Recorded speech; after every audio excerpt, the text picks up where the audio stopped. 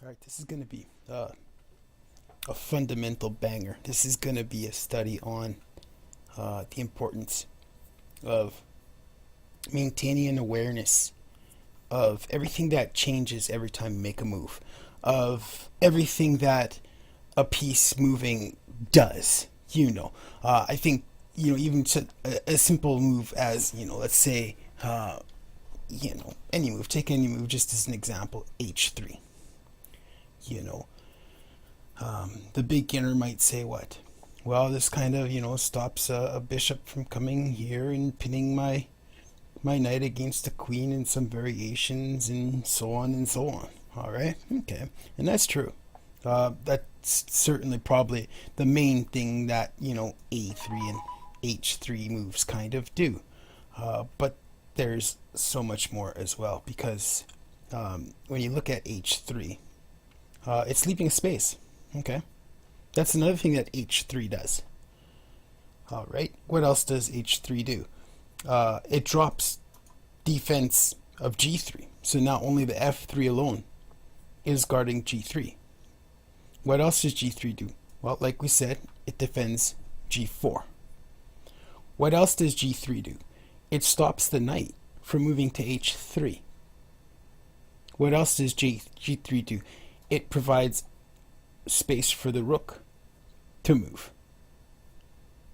What else does H3 do? It puts that pawn one step closer to an endgame. For anybody that's ever played an endgame, king pawn endgame, where this kind of thing happens. 3, 4, right? 1, 2, 3, 4, and then whoever gets to the corner first wins, because of course your queen and you take, or your queen and you take. You understand? So H3 right there does another thing. What else does H3 do? It weakens a castle in the event of a kingside castle this way. What else does H3 do? You can argue it, but I think it might make the black bishop just a little bit more powerful because it can peep through the windows uncontended. On top of that, this is a castle where there's 2 black squares. So maybe we pay attention to that somehow. If all things are the same and trade his black bishop off or not, and it's all things equal, maybe we consider that, hey, you know what, we're castling kingside, let's go ahead and take it off. Just things like that. You see how this simple little move, has so much impact on the rest of the games and the ideas that will fly up in our heads as we move forward through this game. I think that example with the black bishop, whether it's fundamentally or theoretically sound or not, I don't even care. I think we can both agree that if there's a castle and it's got 2 walls, two castle walls are on the black's a little more powerful because it can attack here, can attack here, right? The white bishop can pretty much only attack the one. You understand? Whether that's theoretically sound or not, I don't know, but it seems to make some sense. So it's like I say again, like just this H3 move, just that alone is already giving it could be move 14. Something happens and we can trade off our black bishops or something, whatever the case. Well, now you say, you know what? Thanks to this one, you know what? That's a little more powerful than I'd like. Yep, go ahead, trade it off. And just like that, we're making fundamental adjustments to our decision making to where we're going to have tactics later in the game, right? Because we're setting ourselves up to be fundamentally solid, fundamentally sound. And so therefore, the opportunity later in the game to hit some tactical combo will be there. Because had we not traded that bishop off, the tactical combo would not be possible because what? He hasn't attacked too fast. Because we left the black bishop on the board, we can't go through with our attack because his counterattack is now too strong. Because he has a relevant piece that can, force initiative and everything else. So that's the kind of things that happen when, you're always making fundamental decisions. It opens the door for tactics. And of course, a nice tactical combo is going to complement further fundamental considerations as well. You see. So when we look at h3, and all we can say is it stops the bishop from coming to g4. Now, while that's true, that's just one little tiny little snippet of what that h3 move does. And that's the whole point of this lesson, is to say this. We have to really be careful when we're moving pieces, to take the time and understand everything that a move does, everything that a move accomplishes, everything a move changes. Watch. Oh, and the reasoning is, of course, you log it like a computer. You log every change in your mind as you go. Now, that means every change that you perceive. So that when moves 1, 2, 3, 4, you're observing what, the 15 things that each of those 4 moves accomplishes. Later in moves 10, 11, 12, 13, all of the tactical relevance that those first 4 moves had, combined with the position of the board on moves 10, 11, 12, 13, and your brain can calculate where there's cooperation. And this is, I think, what allows for tactics to come to us instead of us having to go to tactics. It's like when you sit there and you just, you're just going through these tactical, sequences just almost on automatic, instead of, sitting there just trying to invent something to do. And that's what it is. I think you'll know what to do a lot more when you're really paying careful attention to what each move does on the chessboard, what each move changes on the chessboard. And I heard that said once long ago. I have no idea who said it, but that was what they said. You gotta pay attention to the changes on the chessboard. Now I understand what they meant. Now 5 years later, okay, now I'm seeing what they're saying. Now I get what they said. Yeah, because that's what information. It's like you have a test, okay, and there's gonna be 20 questions on a test.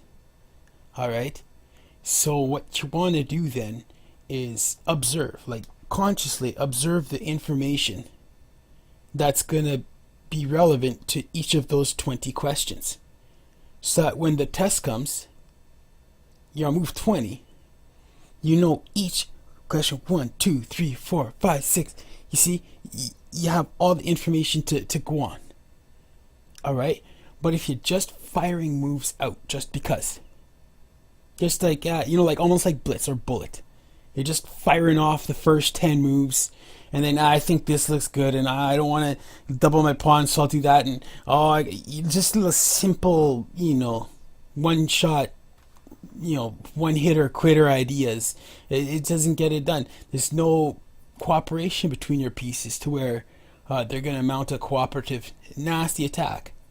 And the other thing is too, even if you accidentally load your position with tactical shots, you're not going to be able to see them, because once again, you're on move 20 with no knowledge of 1 through 19, and you're looking at 20 in a vacuum.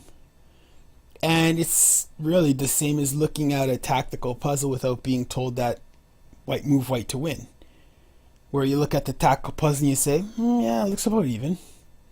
A castle here. Oh, you missed a big shot. You missed a winning shot, or let me go ahead and hit that h3 move there. Oh, you missed a big shot. Oh, you missed a big shot.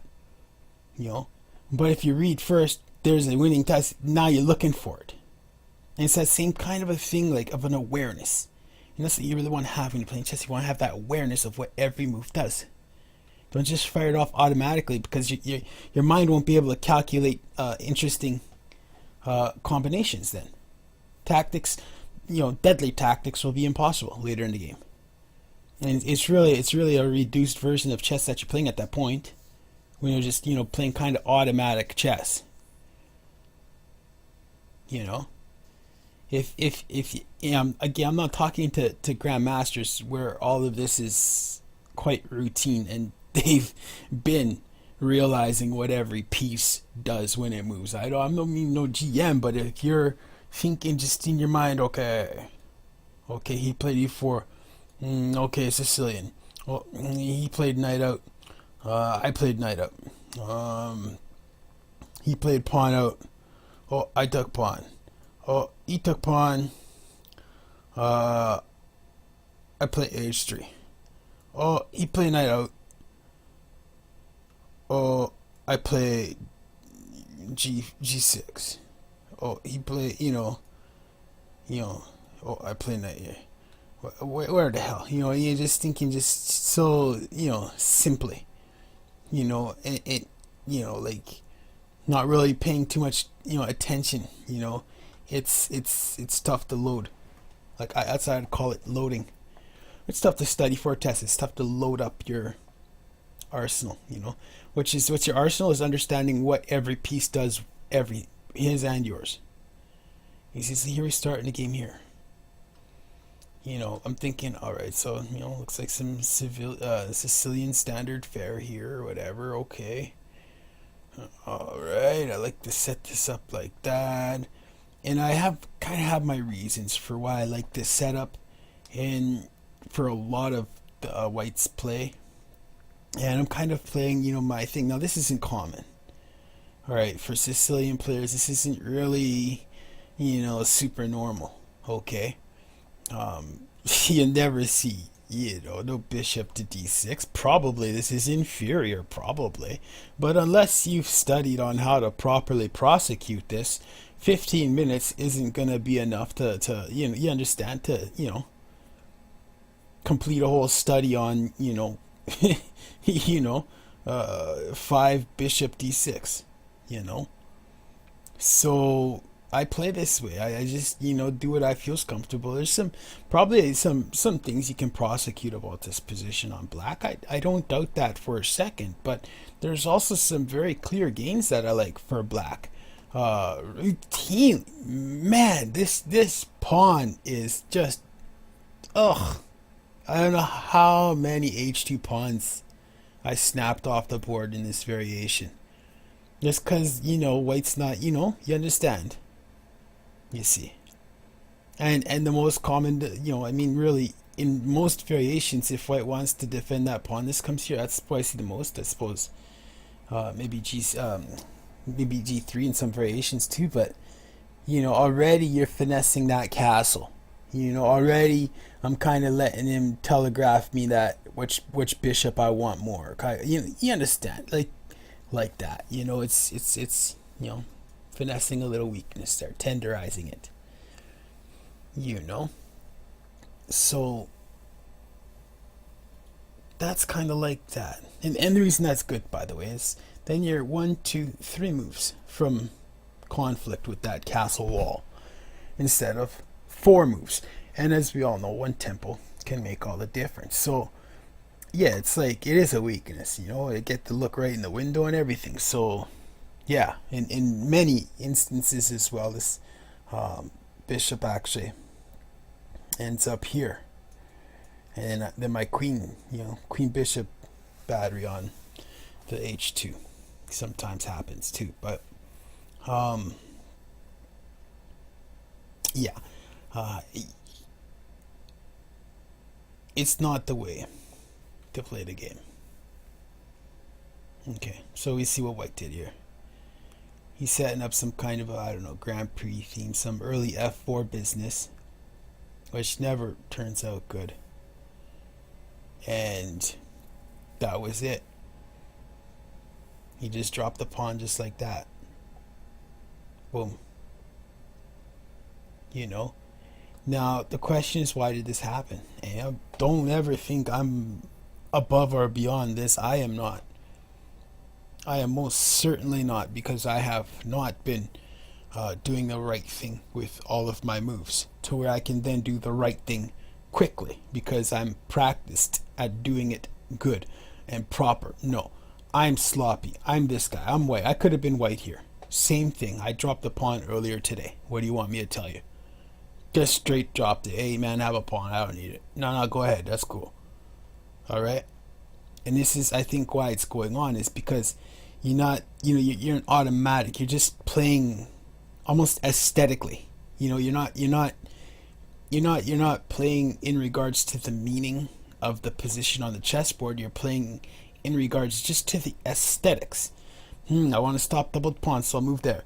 I want to castle early, so I'll move there. I want to, blah, blah, blah, blah, blah, blah, blah. A through Z. You're just going for aesthetics instead of actually dealing with the meaning. Because when you deal with the meaning, here's what I mean by it. It's like, say, with H3. H6. Pardon me, A6. It's like the A6 little finesse there, right? It looks like all it does really is just stop a bishop from coming here, but really it does, like, 6 or 7 different things, meaningful things that matter in certain variations, things that will win games in certain variations, and that's what you have to do for all those moves. So if you go to white side of thinking, he's thinking what? I need to take the center.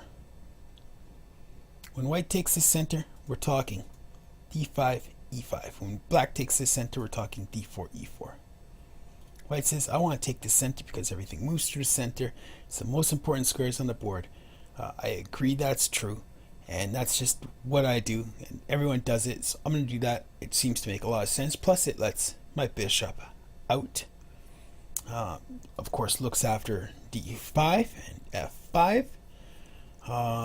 It's going to aid as an anchor point after, f4, f5 push with the pawn there. So, or, d4, d5 push there. There's many variations where a knight might end up on knight to d5 or knight to f5. This pawn does a lot of things. You understand? It stops him from just playing, whatever, f5 immediately. He can't play d5 immediately without putting his queen in the middle of the board, losing tempo.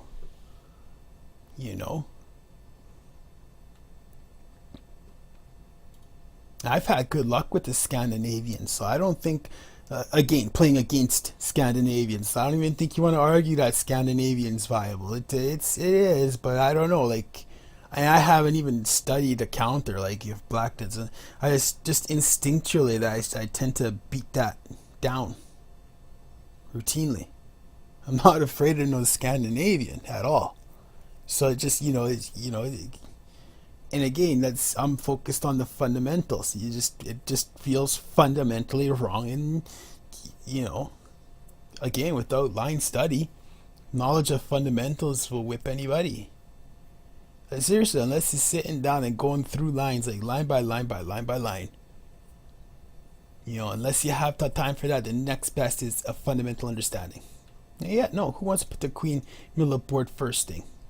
That's 101. I think kids learn that first day. Don't bring your queen out early. What are you doing? It's going to get bounced around, and white's going to develop, and black's going to just move his queen all day long until, black's underdeveloped and hurting in many variations. So, you just look at it, so you're looking at white. He's like, that's what white's thinking, all those things like that. Black's thinking, what? I got to attack the center. Plain and simple, I got to attack the center. Black says, I don't like e5 so much because, well, I'm a tempo down. I attack the same square as I do playing c5. True. But, man, it's just, I'm a down a tempo. Because if we play, the whole way through, move for move, white wins. Black can't just mirror everything white does. That's the way I feel about e5. So that's why I like c5. I say, you know what? Yes, I'm gonna move down still, but it's not a synonym. It's not a mirrored, image. It's you're gonna have to watch what I'm doing. I'm gonna have to watch what you're doing, not whoever moves first wins. So that's what black's thinking here. Black is thinking what? Taking what? d4. What? It hits b4. Alright. I'm thinking now, I've left a hole here. Okay. c6 is no longer possible. Now there's a hole on d5. That's what I'm thinking. Same thing, b5. That's what I'm thinking. Thinking my bishop can't develop to b4 just yet. c5 is in the way. I'm thinking this is kind of nice. My knight can come out without blocking my pawn in. I like that. It's a cool feature. You know, these kinds of things. Watch that. D5 is tough now. There's no kind of support again from, C6. Kind of a thing. We're just looking at it. It's what's everything that it does. It doesn't let out either bishop. Whereas white can at least develop a bishop, black cannot. See, looking at all these things, black's queen can influence. Black's queen can prosecute these diagonals here. White's queen can prosecute these diagonals here. Okay, so we're looking at just like that. All right, just like that, exactly like that. Kind of a thing. This bishop seems a little stronger in this variation, where I can't just, block it off right quick. It can get in behind now. But if white's not careful, after this kind of a thing, white can find himself trapped and giving up a bishop. So I'm thinking that everything. It's everything. And when you're making this kind of analysis, now this is not talking about preventing blunders, not talking about only about not dropping a pawn, but when you move with these full, these wealthy narratives behind every move, yes, f4 wouldn't happen. Impossible. Because you realize it's going to be double attacked and you only have one defender. You realize that this is some strange variation where you would see, d6. You would see d6. You wouldn't play f4. You would see d6. Because while seeing queen c7 is absolutely routine, having that battery on that diagonal is not. All right, queen c7, bishop d6 is not routine. You see? And so if you're not only looking at everything you're doing and everything your opponent's doing, but also everything your opponent's doing, moves like f4 don't happen. That kind of stuff doesn't happen, man. Because you're too busy appreciating what every piece does in every single move.